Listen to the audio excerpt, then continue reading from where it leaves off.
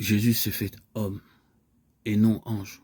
Hébreux 2, 14, 18. Homme tout ordinaire comme les autres hommes, et donc comme eux, enveloppé de faiblesse. Hébreux 5, 2.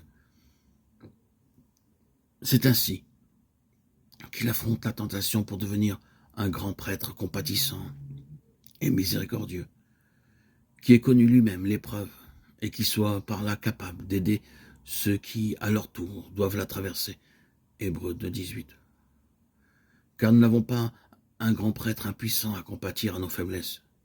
Lui-même a été tenté de toutes les manières possibles, semblables à nous en toutes choses, excepté le péché. Hébreux 4, 15.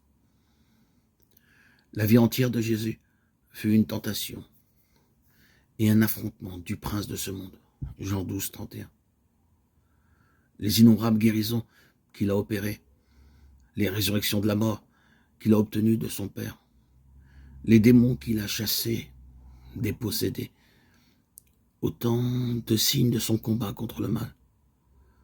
De même sa prière qu'il offrait parfois des nuits entières et dont nous pouvons supposer qu'elle ne fléchissait jamais. Il y a en effet des démons affirmés, Jésus à ses disciples, qui ne peuvent être chassés, sinon par la prière et par le jeûne. Matthieu 17, 21.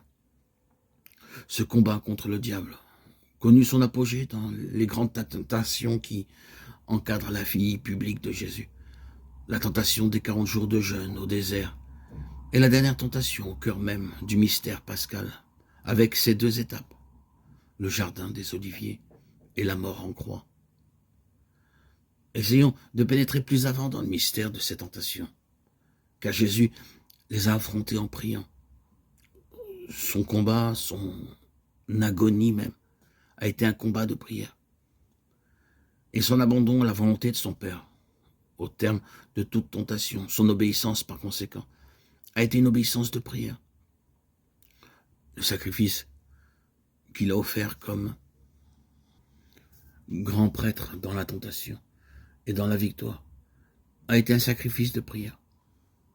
C'est le même sacrifice qu'il célèbre toujours dans la gloire, car à cet instant même, il est vivant pour toujours, afin de prier. Hébreux 7, 25.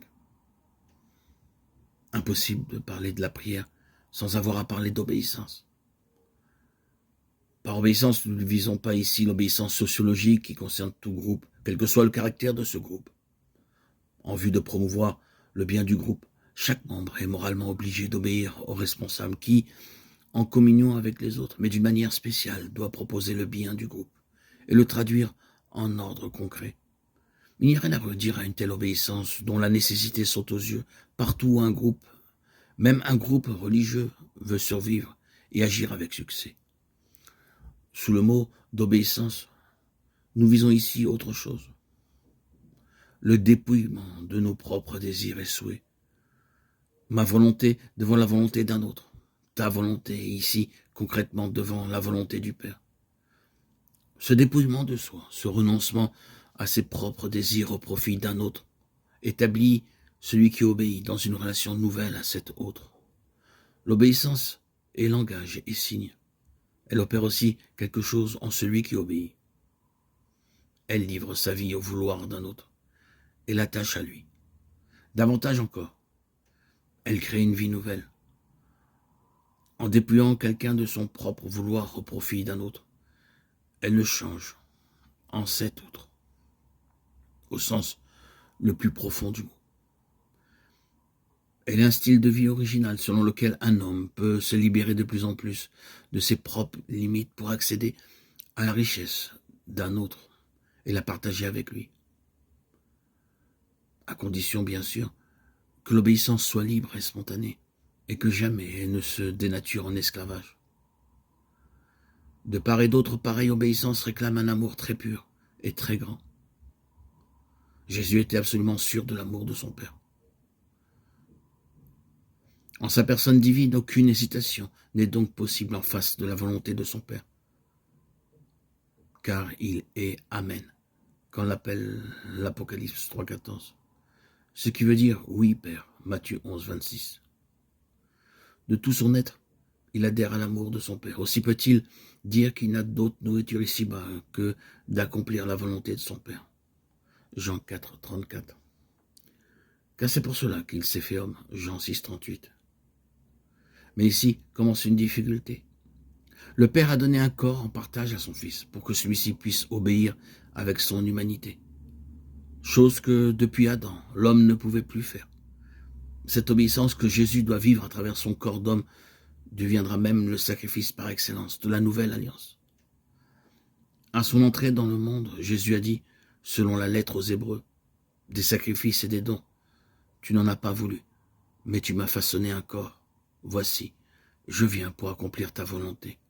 Hébreux 10, 5, 7. Pour Jésus, cette expérience sera très douloureuse. Car la rédemption consistera précisément en ce que son obéissance, comme Dieu, prend maintenant aussi une forme humaine, dans un corps et dans une psychologie marquée par le péché.